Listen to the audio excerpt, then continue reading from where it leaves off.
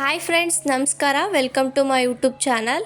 ಇವತ್ತಿನ ವಿಡಿಯೋದಲ್ಲಿ ತೊಗರಿಕಾಳು ಸಾಂಬಾರು ಹೇಗೆ ಮಾಡೋದು ಅಂತ ತೋರಿಸ್ತಾ ಇದ್ದೀನಿ. ತುಂಬ ರುಚಿಯಾಗಿರುತ್ತೆ. ತೊಗರಿಕಾಳು ಸಿಗೋ ಸೀಸನ್ನಲ್ಲಿ ಈ ರೀತಿ ಟ್ರೈ ಮಾಡಿ, ನಿಮಗೂ ಕೂಡ ತುಂಬ ಇಷ್ಟ ಆಗುತ್ತೆ. ಮನೆಯಲ್ಲೂ ಕೂಡ ತುಂಬ ಇಷ್ಟಪಟ್ಟು ತಿಂತಾರೆ. ನೀವು ಇದನ್ನು ಮುದ್ದೆ ಜೊತೆ, ಇಲ್ಲ ಅನ್ನದ ಜೊತೆ, ಇಲ್ಲ ಚಪಾತಿ ಜೊತೆ, ರೋಟಿ ಜೊತೆ, ಯಾವುದ್ರ ಜೊತೆ ಬೇಕಾದರೂ ಸರ್ವ್ ಮಾಡಿಕೊಂಡು ತಿನ್ಬೋದು. ತುಂಬ ರುಚಿಯಾಗಿರುತ್ತೆ.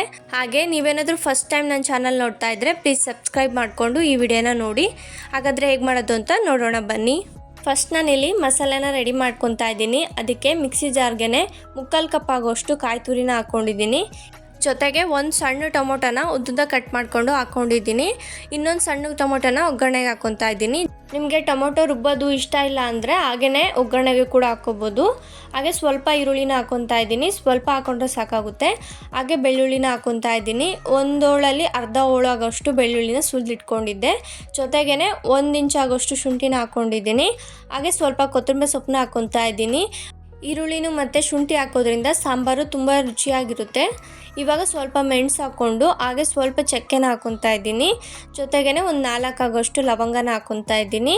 ಈ ಥರ ಹಸಿ ಮಸಾಲೆನ ಇಟ್ಟು ಮಾಡೋದ್ರಿಂದ ಟೇಸ್ಟು ತುಂಬ ಚೆನ್ನಾಗಿರುತ್ತೆ. ಇವಾಗ ನುಣ್ಣಗೆ ಪೇಸ್ಟ್ ಮಾಡ್ಕೊಂಡು ಬಂದಿದ್ದೀನಿ. ಚಕ್ಕೆ ಲವಂಗ ಎಲ್ಲ ಚೆನ್ನಾಗಿ ನುಣ್ಣಗೆ ರುಬ್ಕೋಬೇಕು. ಇವಾಗ ಒಗ್ಗರಣೆ ಹಾಕ್ಕೊಳ್ಳೋಣ. ಒಗ್ಗರಣೆಗೆ ಒಂದು ಪಾತ್ರೆ ಇಟ್ಕೊಂಡಿದ್ದೀನಿ.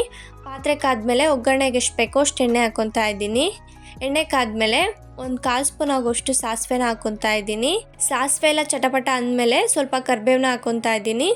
ಹಾಗೆ ಸ್ವಲ್ಪ ಈರುಳ್ಳಿನೂ ಕೂಡ ಹಾಕ್ಕೊತಾ ಇದ್ದೀನಿ. ಒಂದು ಈರುಳ್ಳಿಲಿ ಅರ್ಧ ಒಗ್ಗರಣೆಗೆ ಹಾಕ್ಕೊಂಡಿದ್ದೀನಿ, ಇನ್ನು ಅರ್ಧ ರುಬ್ಬೋದಕ್ಕೆ ಹಾಕ್ಕೊಂಡಿದ್ದೀನಿ. ಇವಾಗ ಈರುಳ್ಳಿ ಎಲ್ಲ ಚೆನ್ನಾಗಿ ಫ್ರೈ ಆಗೋವರೆಗೂ ಫ್ರೈ ಮಾಡ್ಕೊತಾ ಇದ್ದೀನಿ. ನೋಡಿ, ಈರುಳ್ಳಿ ಎಲ್ಲ ಇವಾಗ ಚೆನ್ನಾಗಿ ಫ್ರೈ ಆಗಿದೆ. ಫ್ರೈ ಮಾಡ್ಕೊಂಡಾದ್ಮೇಲೆ ಒಗ್ಗರಣೆಗೆ ನಾನು ಹಸಿ ತೊಗರಿ ಕಾಳನ್ನ ಹಾಕ್ಕೊತಾ ಇದ್ದೀನಿ. ನೋಡಿ ಎಷ್ಟು ಚೆನ್ನಾಗಿದೆ. ಜಾಸ್ತಿ ಬಲ್ತಿಲ್ಲ, ಎಳೆದೇ ಇದೆ ಸ್ವಲ್ಪ. ಈ ಥರ ಕಾಳನ್ನ ಎಣ್ಣೆಲೇ ಫ್ರೈ ಮಾಡೋದ್ರಿಂದ ಕಾಳು ಬೇಗ ಬೇಯುತ್ತೆ. ಹಾಗೆ ಟೇಸ್ಟು ಕೂಡ ತುಂಬ ಚೆನ್ನಾಗಿರುತ್ತೆ. ಇದ್ರ ಜೊತೆಗೇ ಒಂದು ಮೀಡಿಯಮ್ ಸೈಜು ಆಲೂಗೆಡ್ಡೆನ ಕಟ್ ಮಾಡಿ ಇಟ್ಕೊಂಡಿದ್ದೆ, ಅದನ್ನು ಕೂಡ ಹಾಕ್ಕೊಂಡಿದ್ದೀನಿ. ನೀವು ಬೇಕಾದರೆ ಚಿಪ್ಪೆ ತೆಗೆದು ಕೂಡ ಹಾಕ್ಕೊಬೋದು. ನಾನು ಇಲ್ಲಿ ಹಂಗೆ ಹಾಕ್ಕೊಂಡಿದ್ದೀನಿ. ಇವಾಗ ಸ್ವಲ್ಪ ರುಚಿಗೆ ತಕ್ಕಷ್ಟು ಉಪ್ಪು ಹಾಕ್ಕೊಂಡು ಎಣ್ಣೆಲಿ ಚೆನ್ನಾಗಿ ಫ್ರೈ ಮಾಡ್ಕೋಬೇಕು. ನಿಮಗೆ ಈ ಥರ ಎಣ್ಣೆಲಿ ಫ್ರೈ ಮಾಡೋದಕ್ಕೆ ಟೈಮ್ ಇಲ್ಲ ಅಂದರೆ ನೀವು ಮುಂಚೆನೇ ಕಾಳು ಮತ್ತು ಆಲೂಗೆಡ್ಡೆನ ಹಾಕ್ಕೊಂಡು ಒಂದು 10 ನಿಮಿಷ ಬೇಯಿಸಿಟ್ಕೊಳ್ಳಿ. ಆಮೇಲೆ ಇವಾಗ ಸಾಂಬಾರು ಮಾಡಬೇಕಾದ್ರೆ ಹಾಕ್ಕೊಂಡು ಮಾಡ್ಬೋದು. ಇವಾಗ ಸ್ವಲ್ಪ ಟೊಮೊಟೊನ ಹಾಕ್ಕೊತಾ ಇದ್ದೀನಿ. ಆಲ್ರೆಡಿ ಒಂದು ಟೊಮೊಟೊನ ರುಬ್ಬೋದಕ್ಕೆ ಹಾಕಿದ್ದೆ, ಇನ್ನೊಂದು ಟೊಮೊಟೊನ ಇಲ್ಲಿ ಹಾಕ್ಕೊತಾ ಇದ್ದೀನಿ. ನಾನಿಲ್ಲಿ ಸಣ್ಣ ಟೊಮೊಟೊ ತೊಗೊಂಡಿದ್ದೀನಿ, ಅದಕ್ಕೋಸ್ಕರನೇ 2 ಹಾಕ್ಕೊಂಡಿರೋದು. ನೀವೇನಾದರೂ ಒಂದು ತೊಗೊಂಡ್ರೆ ಅರ್ಧ ರುಬ್ಬೋದಕ್ಕೆ ಹಾಕ್ಕೊಳ್ಳಿ, ಅರ್ಧ ಒಗ್ಗರಣೆಗೆ ಹಾಕ್ಕೊಳ್ಳಿ. ಇವಾಗ ಟೊಮೊಟೊ ಸಾಫ್ಟ್ ಆಗೋವರೆಗೂ ಎಣ್ಣೆಲಿ ಚೆನ್ನಾಗಿ ಫ್ರೈ ಮಾಡ್ಕೊತಾ ಇದ್ದೀನಿ. ನೋಡಿ, ಇವಾಗ ಟೊಮೊಟೊ ಚೆನ್ನಾಗಿ ಸಾಫ್ಟಾಗಿ ಬೆಂದಿದೆ. ಇವಾಗ ಒಂದು 3/4 ಲೋಟ ಆಗೋಷ್ಟು ನೀರನ್ನ ಹಾಕ್ಕೊತಾ ಇದ್ದೀನಿ. ನೀರು ಹಾಕಾದ್ಮೇಲೆ ಪ್ಲೇಟ್ನ ಮುಚ್ಚಿ ಒಂದು 5ರಿಂದ 10 ನಿಮಿಷವರೆಗೂ ಚೆನ್ನಾಗಿ ಬೇಯಿಸ್ಕೊಳ್ಳಿ. ಇವಾಗ ಒಂದ್ಸಲ ಮಿಕ್ಸ್ ಮಾಡಿಕೊಂಡು ಪ್ಲೇಟ್ನ ಕ್ಲೋಸ್ ಮಾಡಿಕೊಂಡು ಬೇಯಿಸ್ಕೊತಾ ಇದ್ದೀನಿ. ಇಲ್ಲಿ ನಾನು ತೊಗೊಂಡಿರೋ ಕಾಳು ಸ್ವಲ್ಪ ಎಳೆದೇ ಇರೋದ್ರಿಂದ ಒಂದು 7 ನಿಮಿಷದಲ್ಲೇ ಚೆನ್ನಾಗಿ ಬೆಂದೋಗ್ಬಿಡುತ್ತೆ. ಇವಾಗ ಒಂದು 7 ನಿಮಿಷವರೆಗೂ ಬೇಯಿಸ್ಕೊಂಡಿದ್ದೀನಿ. ಇವಾಗ ಪ್ಲೇಟ್ನ ಓಪನ್ ಮಾಡಿಕೊಂಡು ಚೆಕ್ ಮಾಡ್ಕೊತಾ ಇದ್ದೀನಿ. ನೋಡಿ, ಆಲೂಗೆಡ್ಡೆನೂ ಕೂಡ ಚೆನ್ನಾಗಿ ಬೆಂದಿದೆ. ಹಾಗೆ ಕಾಳು ಕೂಡ ಚೆನ್ನಾಗಿ ಬೆಂದಿತ್ತು. ಈ ಥರ ಕೈಯಲ್ಲಿ ಮುಟ್ಟಿ ಚೆಕ್ ಮಾಡ್ಕೊಳ್ಳಿ. ಈ ಥರ ಚೆನ್ನಾಗಿ ಸಾಫ್ಟಾಗಿ ಬೆಂದಿದ್ರೆ ಸಾಕಾಗುತ್ತೆ. ಕಾಳೆಲ್ಲ ಬೇಯಿಸ್ಕೊಂಡಾದ್ಮೇಲೆ ರುಬ್ಬಿರೋಂಥ ಮಸಾಲಾನ ಹಾಕ್ಕೊತಾ ಇದ್ದೀನಿ. ಕೆಲವೊಬ್ಬರು ಫಸ್ಟು ಮಸಾಲ ಹಾಕ್ಕೊಂಡು ಆಮೇಲೆ ಕಾಳನ್ನ ಹಾಕ್ಕೊತಾರೆ. ಆ ಥರ ಮಾಡೋದಕ್ಕೆ ಹೋಗಬೇಡಿ, ಆವಾಗ ನಿಮ್ಮದೇ ಟೈಮ್ ವೇಸ್ಟ್ ಆಗೋದು. ಬೇಗ ಕಾಳು ಬೇಯೋದಿಲ್ಲ, ತುಂಬ ಟೈಮ್ ತೊಗೊಳುತ್ತೆ. ಈ ಥರ ಮಾಡಿ. ಈ ಥರ ಮಾಡೋದ್ರಿಂದ ಟೇಸ್ಟ್ ಏನೂ ಚೇಂಜ್ ಆಗೋದಿಲ್ಲ, ಸೇಮೇ ಇರುತ್ತೆ.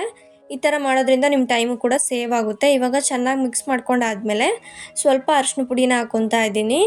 ಒಂದು 1/4 ಸ್ಪೂನ್ ಆಗೋಷ್ಟು ಅರಿಶಿನ ಪುಡಿನ ಹಾಕ್ಕೊತಾ ಇದ್ದೀನಿ. ಹಾಗೆಯೇ 1 ಸ್ಪೂನ್ ಆಗೋಷ್ಟು ಖಾರದ ಪುಡಿನ ಹಾಕ್ಕೊತಾ ಇದ್ದೀನಿ.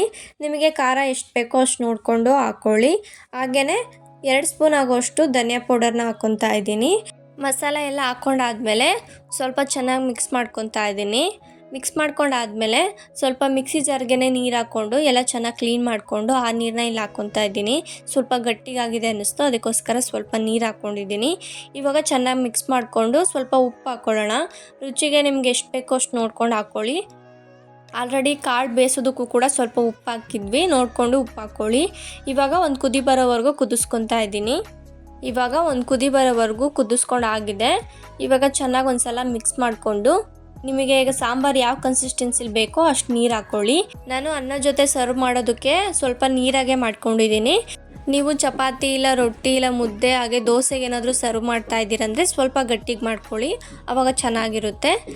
ಇವಾಗ ಪ್ಲೇಟ್ನ ಕ್ಲೋಸ್ ಮಾಡಿಕೊಂಡು ಹಾಗೇ ಮೀಡಿಯಮ್ ಫ್ಲೇಮಲ್ಲಿ ಒಂದು 5 ನಿಮಿಷ ಬೇಯಿಸ್ಕೊತಾ ಇದ್ದೀನಿ.